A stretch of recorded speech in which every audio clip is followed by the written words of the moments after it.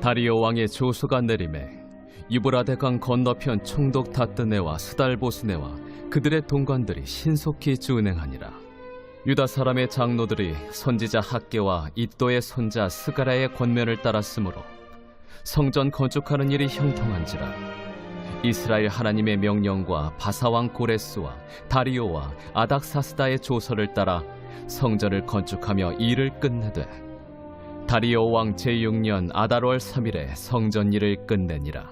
이스라엘 자손과 제사장들과 레위 사람들과 기타 사로잡혔던 자의 자손이 즐거이 하나님의 성전 봉헌식을 행하니 하나님의 성전 봉헌식을 행할 때에 수소 100마리와 순양 200마리와 어린 양 400마리를 드리고 또 이스라엘 지파의 수를 따라 순염소 12마리로 이스라엘 전체를 위하여 속죄제를 드리고 제사장을 그 분반대로 레위 사람을 그 순차대로 세워 예루살렘에서 하나님을 섬기게 하되 모세의 책에 기록된 대로 하게 하니라.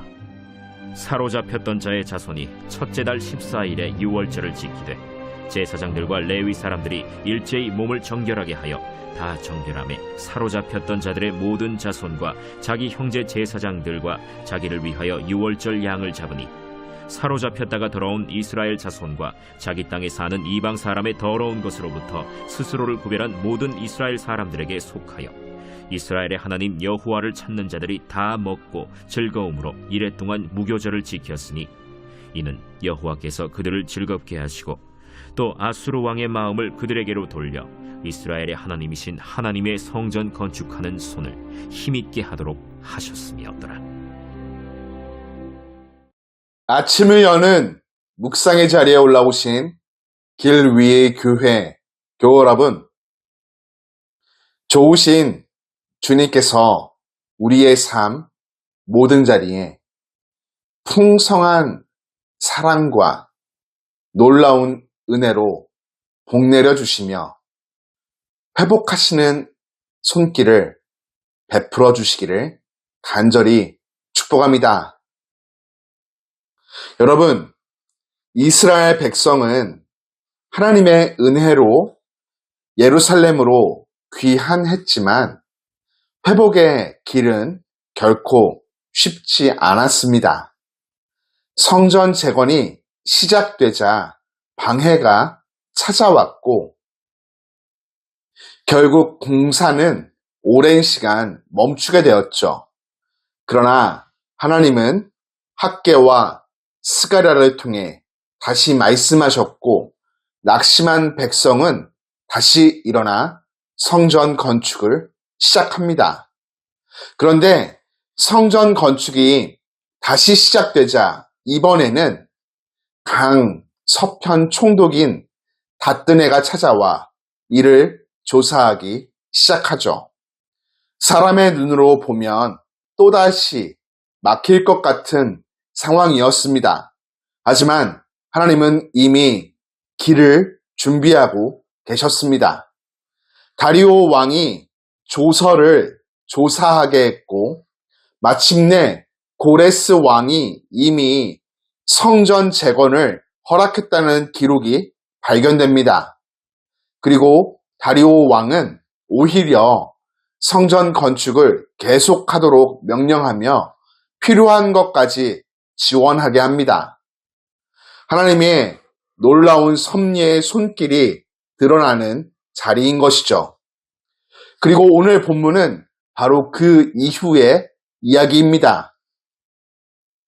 하나님께서 시작하신 회복의 일이 마침내 완성되어가는 장면이죠.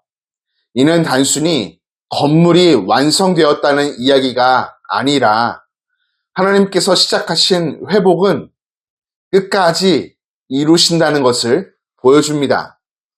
여러분, 하나님은 시작하신 일을 끝까지 이루시는 분이십니다. 본문 15절은 말합니다. 성전 일을 끝내리라. 성전 건축하는 일이 끝마쳐졌다는 것입니다. 짧은 한 문장이지만 이 문장의 자간과 행간 사이에는 긴 시간의 눈물과 기다림이 담겨 있습니다. 방해도 있었고 낙심도 있었으며 중단의 시간도 있었죠. 하지만 결국 성전은 완성되었습니다. 왜냐하면 이 일은 단순히 사람의 일이 아니라 하나님께서 시작하신 일이었기 때문입니다. 사람은 흔들릴 수 있지만 하나님의 뜻은 멈추지 않습니다. 우리의 삶에도 기도가 멈춘 것처럼 보이고 회복이 더딘 것처럼 느껴질 때가 있죠. 하지만 하나님은 자기 백성을 향한 선한 일을 포기하지 않으시는 분이십니다. 하나님께서 오늘도 저와 여러분의 삶 가운데 시작하신 선한 일을 이루어가고 계심을 확신하시기 바랍니다. 여러분, 회복의 완성에는 무엇이 자리하고 있을까요? 바로 예배가 있습니다. 성전이 완성되자 백성들은 기쁨으로 성전을 봉헌합니다. 본문 16절은 이렇게 말하죠.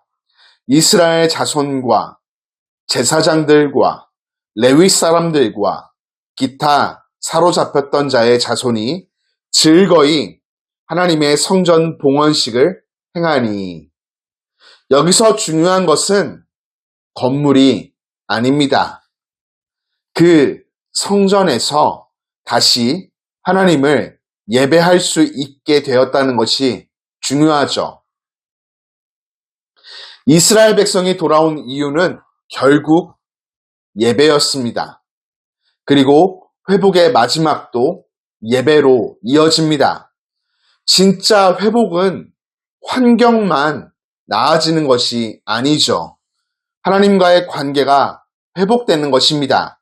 그래서 하나님께서 이루시는 회복의 중심에는 항상 예배가 자리하고 있습니다.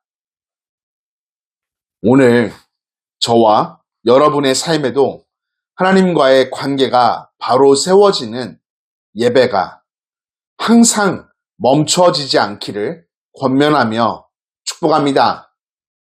여러분, 이렇게 회복을 경험한 백성에게 주어지는 특징들이 있습니다.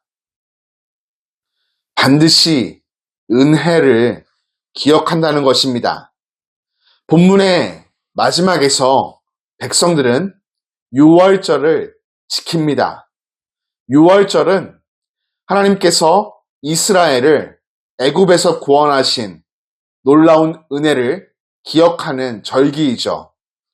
회복된 백성은 자신들의 힘으로 여기까지 왔다고 생각하지 않습니다. 모든 것이 하나님의 은혜였음을 기억하는 것이죠. 여러분, 신앙이 무너질 때 가장 먼저 잃어버리는 것 중 하나가 바로 은혜를 기억하는 마음입니다. 하지만 회복된 사람은 자기 삶에 임한 하나님의 은혜를 다시 기억하게 되죠. 그리고 그 은혜가 감사와 예배로 이어집니다. 어떤 찬양의 가사에 모든 것이 은혜라는 구절이 있더군요. 이를 고백할 수 있다는 것은 곧 내 삶에 하나님께로부터 회복이 임했다라는 또 다른 고백일 것입니다. 저와 여러분 모두의 입술에서 이 찬양의 고백이 가슴 벅차게 흘러나오기를 축복합니다. 여기서 우리는 예수님께 시선을 고정하게 됩니다.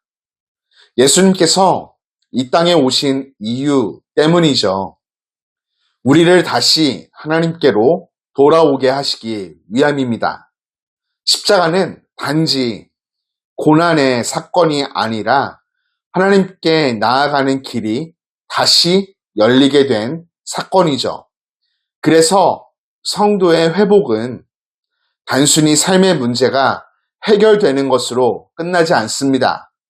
다시 하나님을 찾게 되고, 다시 예배하게 되며, 다시 하나님 안에서 살아가게 됩니다. 그리고 하나님은 오늘도 예수님 안에서 우리를 그 회복의 자리로 부르고 계십니다. 그 거룩한 부르심 앞에 가까이, 더 가까이 나아가기를 축복합니다. 여러분, 하나님은 시작하신 일을 끝까지 이루시는 분이십니다. 지금 우리의 삶이 아직 완성되지 않은 것처럼 보여도 하나님은 여전히 멈추지 않고 일하고 계십니다. 그렇기에 낙심하지 마십시오. 회복이 더디게 느껴질지라도 하나님은 자기 백성을 결코 포기하지 않으십니다. 그리고 회복의 끝에는 다시 하나님을 예배하는 기쁨이 자리하고 있습니다.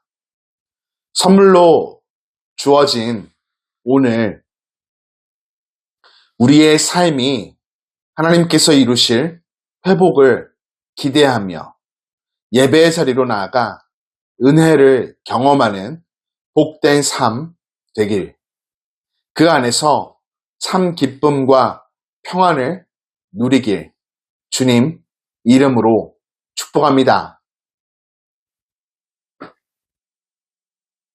하나님, 무너진 자리에서도 자기 백성을 포기하지 아니하시고 끝까지 회복의 길로 인도하시는 그 은혜에 감사를 드립니다. 때로는 우리의 삶이 더디고 회복이 멈춘 것처럼 보일 때가 있지만 여전히 하나님께서 일하고 계심을 굳게 믿는 귀한 믿음을 우리 안에 허락해 주옵소서. 삶의 문제 해결만을 구하는 신앙이 아니라 다시 하나님께 나아가 예배하는 기쁨을 회복하게 하시고 은혜를 기억하며 살아가게 하여 주옵소서. 예수 그리스도를 통해 열린 은혜의 길을 따라 오늘도 하나님 안에 거하며 참된 회복을 누리게 하시고 우리의 삶과 가정과 교회 가운데 하나님께서 시작하신 선한 일을 끝까지 이루어 주옵소서. 예수님의 이름으로 기도합니다. 아멘.